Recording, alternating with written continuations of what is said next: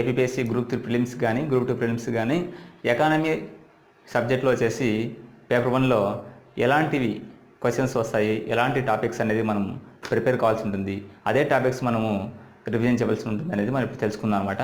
ఇప్పుడు ముఖ్యంగా ఎకానమీలో వీటి నుంచి మనకు క్వశ్చన్స్ వచ్చే అవకాశం 6 to 8 రావచ్చు, లేదా కొంచెం ఎక్కువే రావచ్చు. ఓకే, లేదా 10 వరకు సరౌండింగ్లో ఉంటాయని మనం ఎక్స్పెక్ట్ చేయొచ్చు అనమాట. ఓకే, ఇప్పుడు ఫస్ట్ ముఖ్యంగా ఎకానమీ రంగంలో స్కీమ్స్ ఫస్ట్ ఇంపార్టెంట్. ఎకానమీ పరంగా స్కీమ్స్ అంటే ఏముంటాయి? జన్ధన్ యోజన పథకాలు కానీ, ఇలాంటి బ్యాంకింగ్ సంబంధించినది అంబుడ్స్మెన్ కానీ, ఇలాంటి పథకాల గురించి మనం తెలుసుకోవాల్సి ఉంటుంది. ముఖ్యంగా జన్ధన్ యోజన, లేటెస్ట్గా జన్ధన్ యోజనకి కేటాయించిన అమౌంట్ కానీ, లేటెస్ట్గా జన్ధన్ యోజనలో ఎంతవరకు ఖాతాలు అనేది డిపాజిట్ అనేది ఉన్నాయి లేటెస్ట్గా అనేది దాని గురించి కానీ, ఇలాంటివి పథకాల గురించి డిస్కస్ చేయాల్సి ఉంటుంది అనమాట. ఎకానమీ రిలేటెడ్ స్కీమ్స్ అంటారు వీటిని. ఓకే, అదేవిధంగా బడ్జెట్ వచ్చేసి మనకు రీసెంట్గా మధ్యంతర బడ్జెట్, కేంద్ర బడ్జెట్, సెంట్రల్ బడ్జెట్, అదేవిధంగా ఏపీ బడ్జెట్ వచ్చేసి ఓట్ ఆన్ అకౌంట్ బడ్జెట్. వీటి నుంచి మనము వాటిలో ఏ స్కీమ్స్కి ఎంత అమౌంట్ బడ్జెట్ ఇవ్వడం జరిగింది, అదేవిధంగా వాటి యొక్క లక్ష్యాలు ఏంటి అనేది మనం ఈ బడ్జెట్ గురించి తెలుసుకోవాల్సి ఉంటుంది అనమాట ఇంపార్టెంట్గా. ఇక స్ట్రాటజిక్ పరంగా చూస్తే ఎకానమీ రంగంలో ముఖ్యంగా ప్రణాళికలు ఫస్ట్ ఇంపార్టెంట్. ఈ ప్రణాళికల్లో ముఖ్యంగా బాంబే ప్లాన్,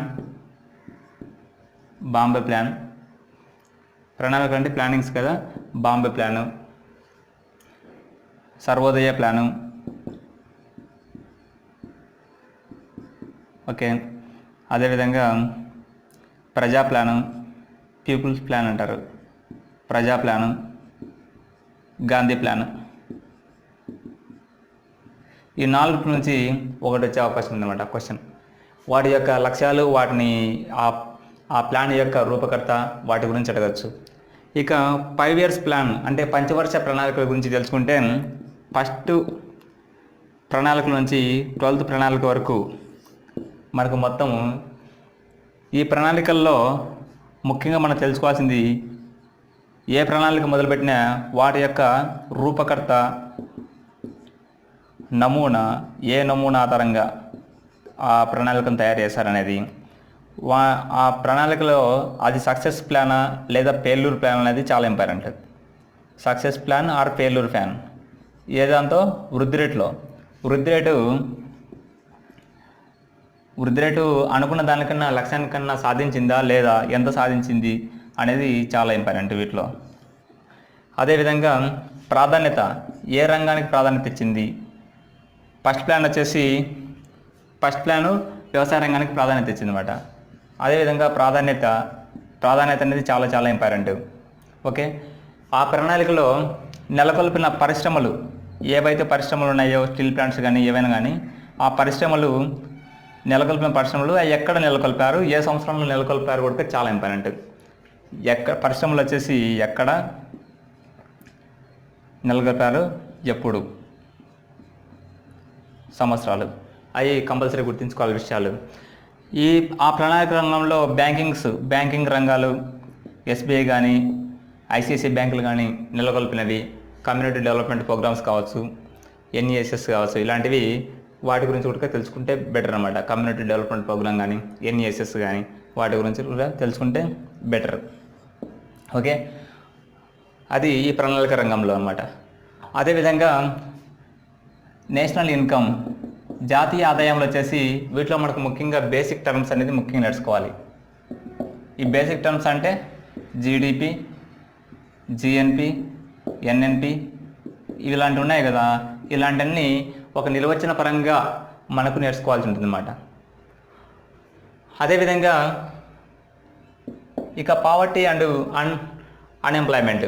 పావర్టీ అంటే పేదరికం. ఈ పేదరికంలో వచ్చేసి ఆ పేదరికానికి సంబంధించిన కమిటీలు ఏమున్నాయి, ఆ కమిటీల గురించి కానీ, ఆ పేదరికానికి సర్వే చేస్తున్న ఎన్ఎస్ఎస్ఓ లేటెస్ట్ సర్వే గురించి కానీ మనం దీంతో తెలుసుకోవాల్సి ఉంటుంది. ఇక అన్ఎంప్లాయ్మెంట్ అంటే నిరుద్యోగిత విషయానికి వచ్చేసి నిరుద్యోగితలో రకాలు ఉన్నాయన్నమాట. రకాల గురించి తెలుసుకోవడం చాలా ఇంపార్టెంట్. వాటి యొక్క తేడాలు అనమాట. అంటే ఇప్పుడు ప్రచ్ఛన్న నిరుద్యోగిత అంటే ఏ విధంగా ఉంటుంది, స్వల్పకాలిక నిరుద్యోగిత అంటే ఏంది, లాంగ్ టర్మ్ నిరుద్యోగిత, ఆ రకాల గురించి ముఖ్యంగా ప్రచ్ఛన్న నిరుద్యోగిత, స్వల్పకాలిక నిరుద్యోగిత అనే కొన్ని రకాల గురించి మనం తెలుసుకుంటే బెటర్ అనమాట. అది ఇక నెక్స్ట్ వచ్చేసి అది కాకుండా పారిశ్రామిక రంగం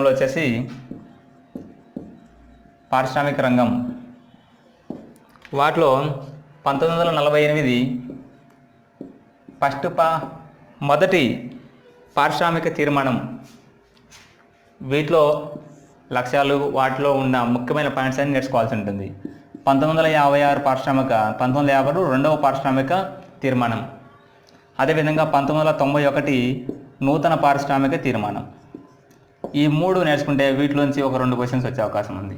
ఓకే, ఈ నిరుద్యోగిత రకాల నుంచి ఒక క్వశ్చన్, పేదరికం కమిటీలు లేదంటే ఎన్ఎస్ఎస్ సర్వే నుంచి ఒక క్వశ్చన్, ఈ 3 నుంచి 1 or 2 క్వశ్చన్స్. ఓకే, ఇవి అన్నమాట వాటిలో వచ్చేది. ఇక వచ్చేసి కేంద్రం విధించే పన్నులు, ఏ రంగానికి కేంద్రం విధించే పన్నులు ఏంటి, రాష్ట్రం విధించే పన్నులు ఏంటి, ఆ పన్నుల గురించి మనం తెలుసుకోవాల్సి ఉంటుంది. సపోజ్ సేవల రంగానికి కేంద్రం విధిస్తుంది, ఇలాంటివి ఏ రంగాలకు కేంద్రం విధిస్తుంది అనేది ముఖ్యమైన పాయింట్. వాటిలో ముఖ్యంగా జిఎస్టీ గురించి, లేటెస్ట్గా వచ్చిన జిఎస్టీ పన్నులు, వాటి యొక్క జిఎస్టీ యొక్క స్లాబ్ల గురించి, వాటి యొక్క జిఎస్టీ స్లాబులు అనమాట.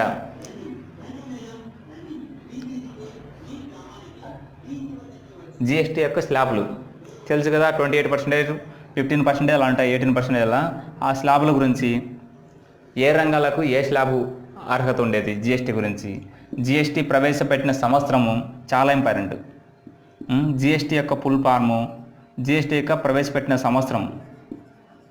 ఓకే, జిఎస్టీ యొక్క వల్ల ఉండే కమిటీ యొక్క అధ్యక్షులు కానీ వాళ్ళ గురించి కానీ, ఇవి జిఎస్టీ యొక్క మెయిన్ ఇంపార్టెన్స్. ఓకే, అదేవిధంగా స్ట్రాటజిక పరంగా చూస్తే కనుక రైతువారీ పద్ధతి, పన్ను విధానాలు రైతువారీ పద్ధతి, మహల్వారీ పద్ధతి, జమీందారీ పద్ధతి, ఇవి 3 చూస్తే ఈ 3 రకాల పద్ధతుల గురించి మనము కంపల్సరీ గ్రూప్ 2 కానీ గ్రూప్ 3 కానీ కంపల్సరీ ఒక క్వశ్చన్ వచ్చే అవకాశం ఉందన్నమాట. ఈ జిఎస్టీ ప్రవేశపెట్టిన సంవత్సరం గురించి కానీ, ఫుల్ ఫామ్ కానీ, స్లాబ్ల గురించి కానీ ఒక క్వశ్చన్ వచ్చే అవకాశం ఉంది. ఓకే, అదేవిధంగా ప్రభుత్వ రంగ సంస్థల్లో RBI, SBI, WTO, world trade organisation అన్నమాట, ఐసిఐసిఐ బ్యాంకు, ఈ 4 నుంచి ఒక క్వశ్చన్ వచ్చే అవకాశం ఉంది. ఆర్బీఐ ఏర్పడిన సంవత్సరం, ఎస్బీఐ ఏర్పడిన సంవత్సరం, ఎస్బీఐను పూర్వకాలంలో ఏమని పిలుస్తుండేవాళ్ళు, డబ్ల్యూటీ యొక్క ఫుల్ ఫామ్, ఐసిఐసిఐ బ్యాంకు ఏర్పడిన సంవత్సరం, లేదంటే వీటిలో వచ్చే ఇంట్రెస్టులు చాలా ఇంపార్టెంట్. ఇక repo rate, reverse repo rate, SLR, ఇవి చాలా ఇంపార్టెంట్. ఓకే, ఇవన్నీ. ఇక సూక్ష్మ, చిన్న, మధ్య తరహా సంస్థల యొక్క వాటి యొక్క రుణాల గురించి బ్రీఫ్గా నేర్చుకున్నా సరిపోతుంది అనమాట, అంత అవసరం ఉండదు. ఇక లేటెస్ట్గా ఈ జిఎస్టీ గురించి తెలుసుకున్నాం, బడ్జెట్ గురించి తెలుసుకుంటాం అనమాట, ఇంకా రకరకాల కొన్ని స్కీమ్స్ గురించి తెలుసుకుంటాం, ఇంకా కమిటీస్, ఎకానమీ పరంగా కమిటీస్ ఏమైనా ఉంటే కమిటీస్ గురించి తెలుసుకుంటాం, ఏ కమిటీ దేనికోసం అనేసి. ముఖ్యంగా ఒక సపోజ్ ఇలాంటివి ఆర్బీఐ, ఎస్బీఐ, డబ్ల్యూటీఓ, ఐసిఐసిఐ యొక్క అధ్యక్షులు ఎవరు, ఆర్బీఐ యొక్క అధ్యక్షుడు కావచ్చు, ఆర్బీఐ చైర్మన్ కావచ్చు, డబ్ల్యూటీఓ యొక్క అధ్యక్షుడు కావచ్చు, ఇలాంటి వాళ్ళ అధ్యక్షులు ఎవరు ఉన్నారు ప్రజెంట్ అనేది ఇంపార్టెంట్. ఏర్పడిన సంవత్సరము, అధ్యక్షులు అనేది చాలా ఇంపార్టెంట్ అనమాట వీటిలో. ఓకే, ఇంతకుముందు ప్రీవియస్ క్వశ్చన్లో చూస్తే కనుక భారతదేశం ఒక మిశ్రమ వ్యవస్థ అనే దాని గురించి కానీ చాలా సింపుల్ క్వశ్చన్స్ వచ్చాయన్నమాట. బ్రిటిష్ రూల్ ఇన్ ఇండియా అనేది మోక్షగుండం విశ్వేశ్వరయ్య అనే ఇంజనీరు ఒక పుస్తకాన్ని రాసిన దాని గురించి కూడా ఇవ్వడం జరిగింది. Poverty and British rule in India అనే పుస్తకాల గురించి కానీ, దాదాబాయి నవరోజీ డ్రైనేజ్ సిద్ధాంతం గురించి కానీ, అలాంటివి కొన్ని సిద్ధాంతాల గురించి ఇవ్వచ్చు అనమాట. వాటి గురించి కూడా మనం డిస్కస్ చేద్దాం అలాంటివి నెక్స్ట్ క్లాస్లో వరకు. ఇవన్నీ మీరు ఒకసారి చదివేసి ఒకసారి రివిజన్ చేస్తే కనుక ఈ 1 డేలో అంటే ఒక 2 అవర్స్లో ఇవన్నీ 2 or 3 అవర్స్లో ఇవన్నీ దాదాపు మనం కవర్ చేయొచ్చు. మెయిన్ ఇంపార్టెంట్ మాత్రమే. Okay, thank you.